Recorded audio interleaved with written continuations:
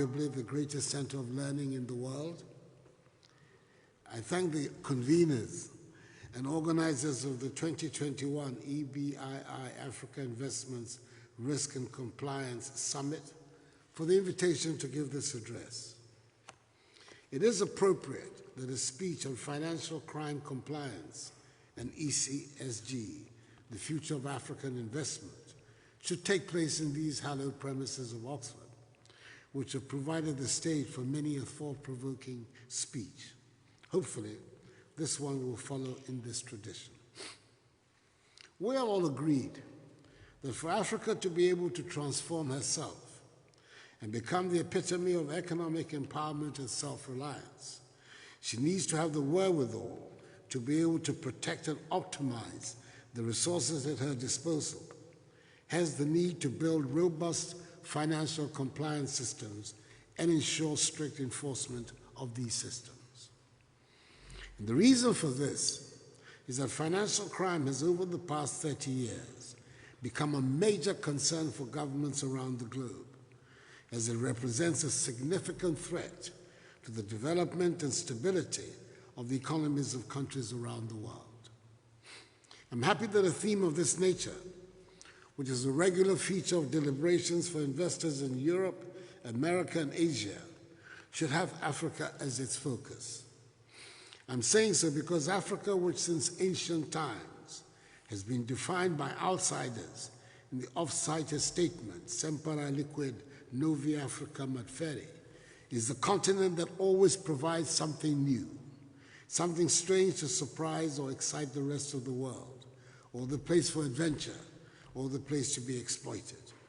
It is the place where the normal rules that guide behavior elsewhere can be and are suspended. Once it is the continent of Africa, things must necessarily be somewhat different. From as far back as we can think, it would seem that the world has always seen and dealt with Africa in a manner that is different from how other parts of the world are regarded and treated. The rules that have been drawn up to guide the rest of the world in trading, investment, ethics, environment, governance, and which are accepted as part of normal convention, are thrown out or changed when the area of operation moves from Oxford to Cape Coast. If the African continent were not seen as a place where regular rules can be and are regularly flouted, I dare say we would not be gathered here today to grapple with the subject of this conference. Top of the problem, of course, is that there is so little trade between African countries and so little intra-investment among African nations. And thus, when we talk about investment in Africa, the reference is instinctively to non-Africans. And until about a decade ago, when China made the significant entry into Africa, investment in our continent was limited to Western companies and countries. It is not surprising, therefore, that the Western countries carried into the investment arena the same attitude they had towards African countries as their former colonies. The emergence of the African Continental Free Trade Area, the AFCFTA, in which trading began on 1st January, and whose Secretariat Ghana is privileged to host, represents a historic opportunity for Africa to repudiate these attitudes and strengthen immeasurably intra-African trade as a powerful avenue for developing Africa's vast economic and material potential. It is important to state clearly that we do not ask for Africa to be treated as a special, fragile, to be handled with care entity. I'm not mounting a pulpit to preach or ask that doing business with or in Africa should be along biblical, Quranic, or other such rules. Throughout history, when new markets emerge, there have always been buccaneers who have taken chances and have made fortunes. No one begrudges them. Often the rules and regulations follow the new frontier, but it's generally accepted that the carbo attitudes must give way to legal, settled, and predictable rules that will guide all behavior and transactions. I believe it is fair to say that we have been, quote, emerging, unquote, for long enough for us to be treated with the same rules that apply in the so-called old markets. Recent experience has shown that financial crises and scandals do not happen only in emerging markets. Need I remind all of us that the British merchant bank Barings Banks was founded in 1762, and at the time of its spectacular collapse in 1995 was rated amongst the largest and most stable banks in the world. Then there was the heart-stopping and even more spectacular collapse of Lehman Brothers in 2008, which brought down with it almost the entire financial setup of the world. It was certainly not an emerging institution, having been around since 1850 and controlling far more money and wielding far more power than the Republic of Ghana. I do not want to belabor the point.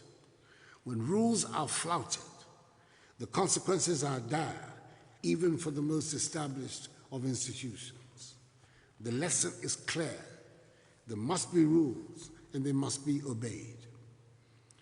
To compensate for being new in the market, African countries have been persuaded throughout the years to give extraordinarily generous terms to would-be investors. Unfortunately, we have not received the expected outcomes. Ladies and gentlemen, the clear lesson is that it is better to be rated as an ordinary space where regular profits can be made than to be treated as a place for extraordinary profits because you're rated by would-be investors as dangerous territory. The officials might get extra compensation for traveling to us, but our companies and governments will not get better terms. When people come to Africa to do business, especially when they come to invest, they must know exactly what to expect. They must know that they have come to a continent where there's the rule of law, a police service that can be counted on to deal fairly and speedily with the law and order issues that come up every day. They must know that there's an independent and efficient judiciary that will preside over and resolve the frictions and disputes that come with all human activities. And they must know that they will meet tax agencies that are capable of ensuring meticulous scrutiny over their transactions. If we are to make our countries attractive places for investors and ensure that our citizens benefit from their activities, we need more than accountants.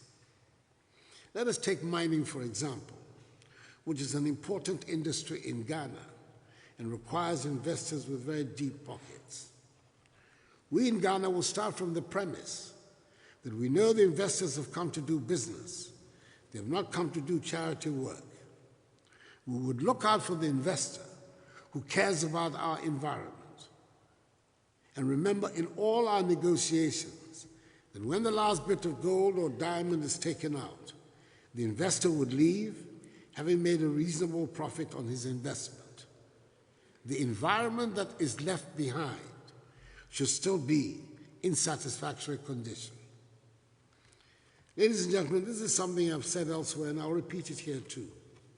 I believe the African diaspora has a critical role to play in leading the drive for investment into the continent. Their members have the expertise and would have the empathy to drive change far more quickly and smoothly than other people. We have the example of the Chinese diaspora, which led the investment drive in China some 40 years ago and have helped transform that country's economy in such a dramatic manner. Those of us who live on the continent must, of course, do our part to make it easier to conduct business, and we're doing it. In Ghana, we have embarked on a serious digitization program to reduce the many frustrations that we all face in everyday activities in the country. It might not sound like a big deal to an audience in Oxford, but it is one of the proudest achievements of my administration that I'm able to say we now have digital addresses and you can find your way around the country without having to resort to the proverbial turning left at the blue kiosk. A survey earlier this week cited Ghana as having the fastest internet speed in Africa. That only places at number 79 in the world, but we're working on it, and we should keep on improving. It is now much easier to pay taxes and clear goods from the ports, as we have systematically removed the spots that have been the historical areas of friction and frustration. Every day brings a deliberate improvement. And there is the matter of credit rating agencies and lenders adding an African risk premium, which makes it expensive to raise sustainable and competitive long-term capital to support transformation. The matter of the African risk premium, when borrowing from the market, even as the continent provides the highest return on investments obtainable anywhere in the globe, must be addressed. It represents an unfair and illegitimate avenue for the export of capital from the continent. Ladies and gentlemen, I've been going on at some length about the measures we're taking to make it easier to conduct business, to enable us to get more revenue, to be able to meet the many development needs of our countries. Unfortunately, it is part of the reality on our continent that there are huge illicit financial outflows. Indeed, in 2015, the highly respected former President of the Republic of South Africa, Thabo Mbeki, as chair of the high-level panel that produced a report on illicit financial flows from Africa, commissioned by the Joint African Union Commission and the United Nations Economic Commission for Africa Conference of African Ministers for Finance, Planning and Economic Development, revealed that Africa is losing annually more than 50 billion United States dollars through illicit financial outflows. 5 years later, according to UNCTAD's Economic Development in Africa report of 2020, the figure has gone up from 50 billion United States dollars to 88.6 billion United States dollars each year. That is a lot of money in any currency, and it is money we ill afford to forego. It is money that will make a significant addition to the investable funds of the continent. Persons, largely the multinational companies who come to do business in Africa, are undoubtedly involved in these illicit transactions with the complicity of some Africans. We must therefore build robust financial compliance systems and ensure strict enforcement as a deterrent. A strong regulatory environment, whilst reducing these illicit outflows, would in the end lead to more private capital being attracted to the continent for genuine investment. The OECD's new initiative that will require multinationals to pay tax in countries where they have commercial, not jurisdictional presence, is a welcome step in addressing this injustice. The acid test of our friendship with countries which are the hosts of these multinational corporations should be the extent to which they oblige them to comply with this new initiative. I'm glad to note that this principle has been publicly accepted by the G7 nations at their recent conference here in England in Cornwall, with a proposal for a 15% minimum tax rate for multinational groups on their revenues from the countries of operation. It is clearly a positive step in the right direction. We in Africa must be both vocal in defense of our interests and vigorous in promoting remedial measures. Ladies and gentlemen, it was a great relief to us in Ghana recently when a Financial Action Task Force, FATF, publication reported on Ghana exiting the FATF grey list as a result of the country's successful efforts in addressing the deficiencies identified during the second round of mutual evaluation. The FATF, and for that matter, the international community, have renewed their confidence in Ghana's anti-money laundering and countering the financing of terrorism regime. Indeed, the Republic of Ghana is proud of the vote of confidence in its financial system. This is probably the point at which I should draw attention to the fact that many of the regulatory requirements put in place are cumbersome and expensive for small countries. For example, the FATF's Recommendation 32 requires countries to take measures to prevent terrorists and criminals from using cash couriers to finance their activities and launder their funds. Countries are required to implement a compulsory declaration system requiring everyone crossing a border and transporting currency or bearing negotiable instruments of a value exceeding a certain threshold to declare it to the authorities. To Africa's predominantly cash-based economies, this is a daunting task. You might thus find your country falling foul of the regulations, not because you have done anything wrong, but because you do not have the means to keep up with the paperwork. It would be worthwhile for all stakeholders to agree on efficient, workable measures.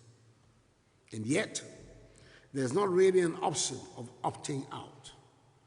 A recent report put the cost of financial crime compliance across all financial institutions globally at an all-time high of 180 billion United States dollars for the year 2020. Yes, compliance is indeed very expensive, but at the end of the day, it cannot be compared with the cost of non-compliance, sanctions, the reputational damage, and loss of investors to a country. If Africa is to be an integral part of the financial world, we would have to demonstrate that we can play by the rules, just as the investor community should, and thereby safeguard the future of African investments. Ghana will do her part to realize Africa's manifest destiny. Ghana has led the way in Africa from the Pan-African independence movement, the founding of the Organization of African Unity, and its conversion into the African Union, and as the pillar of stability and beacon of democracy in West Africa. Together, working with the rest of our brothers and sisters on the continent, and with our increasingly educated, skilled, dynamic, and growing youthful population, I'm confident we can help construct a prosperous and self-confident Africa, which will enable her build a progressive civilization that will make its own contribution to the growth of world civilization. In Ghana, our objective is a Ghana beyond aid, and perhaps by extension, we can speak of an Africa beyond aid. And thank you for your attention, and may God bless us all.